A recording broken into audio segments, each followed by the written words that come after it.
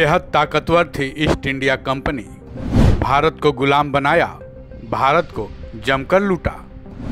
बर्बाद क्यों हो गई ईस्ट इंडिया कंपनी?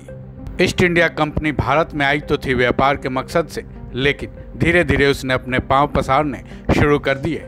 फिर 1765 में ईस्ट इंडिया कंपनी ने मुगल सम्राट शाह आलम से एक समझौता करवाकर बंगाल, बिहार और ओडिशा के रेवेन्यू पर अपना अधिकार जमा लिया।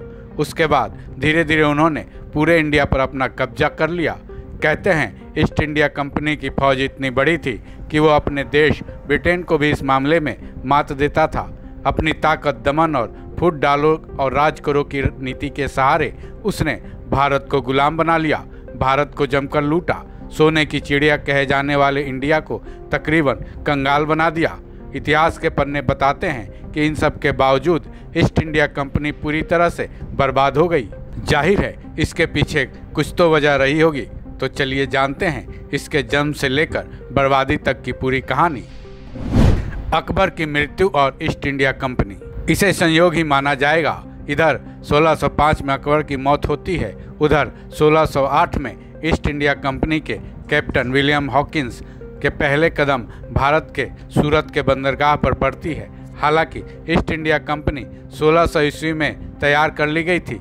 इसकी नींव डालने का क्रेडिट ब्रिटेन के एक घुमंतू व्यापारी जेम्स लैंकेस्टर को जाता है।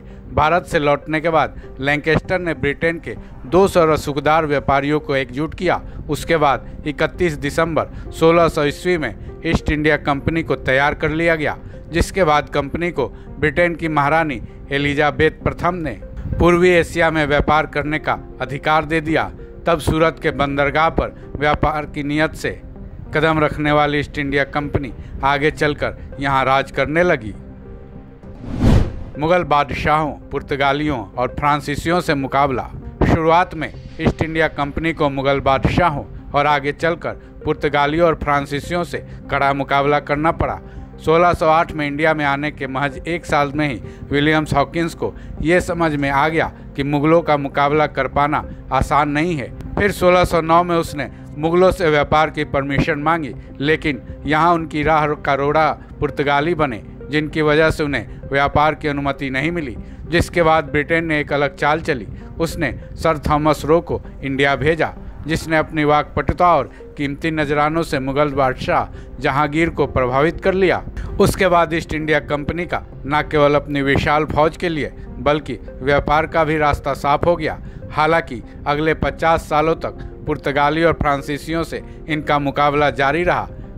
इसी बीच ब्रिटेन के राजा चार्ल्स द्वितीय ने 1670 में ईस्ट इंडिया कंपनी को विदेश में युद्ध लड़ने का लाइसेंस दे दिया, जिसके बाद उसने धीरे धीरे अपने प्रतिद्वंदियों को हराना शुरू कर दिया।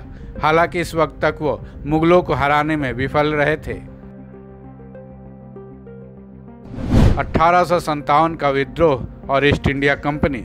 17वीं सदी से लेकर 1857 तक ईस्ट इंडिया कंपनी खूब फली फूली। सत्ता को अपने हाथ में लेने की मंशा को उसने 1765 से तब पूरा करना शुरू किया जब मीर जाफर की मौत हुई। मीर जाफर की मौत के बाद कंपनी ने बंगाल की रियासत को अपने हाथों में ले लिया। यही वो वक्त था जब मुगल साम्राज्य की कंपनी की धमक शुरू हुई। जाफर की मौत के बाद कंपनी को बंगाल का दीवान बना दिया गया और कंपनी बहादुर अस्तित्व में आया, लेकिन उनके सामने टीपू सुल्तान की तलवार आ रही थी। टीपू सुल्तान के पिता हैदर अली से लेकर वो खुद कंपनी को धूल चटाए, लेकिन 1799 में टीपू सुल्तान की मौत के बाद कंपनी ने धीरे धीरे तकरीबन हर राज्य में अपने नुमाइंदे, कहने को तो नवाबों के नीचे बिठाते चले गए, लेकिन कंपनी के नुमाइंदे नवाबों पर अपना हुक्म चलाने लगे, अपने फैसलों को मनवाने लगे। साल दर साल बीतते गए। 1857 तक तो अंग्रेज़ों की खूब चली, लेकिन 1857 के संग्राम में जब अंग्रेज़ों के खिलाफ पहली जंग इंडिया ने लड़ी, उसी वक्त से इनके पतन की नींव तैयार होने लगी। 1874 में भंग हुई ईस्ट इंडिया कंपनी। इधर 1857 में सिपाही विद्रोह ने इंडिया और ईस्ट इंडिया कंपनी दोनों पर गहरा असर छोड़ा।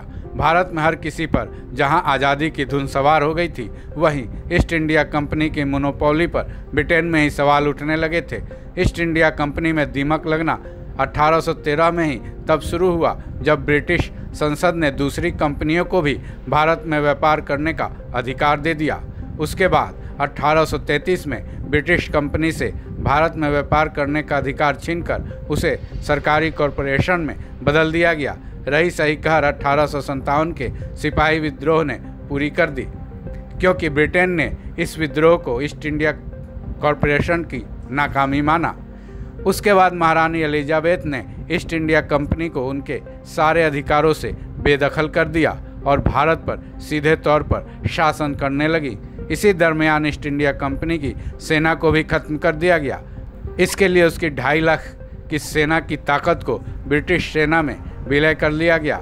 ऐसे में करीब 100 साल तक इंडिया पर अपनी हुकूमत चलाने वाली ईस्ट इंडिया कंपनी 1874 में भंग कर दिया गया और उसके वजूद को हमेशा के लिए ख़त्म कर दिया गया। इस खबर में बस इतना ही। बाकी अपडेट्स के लिए जुड़े रहें वन इंडिया के साथ।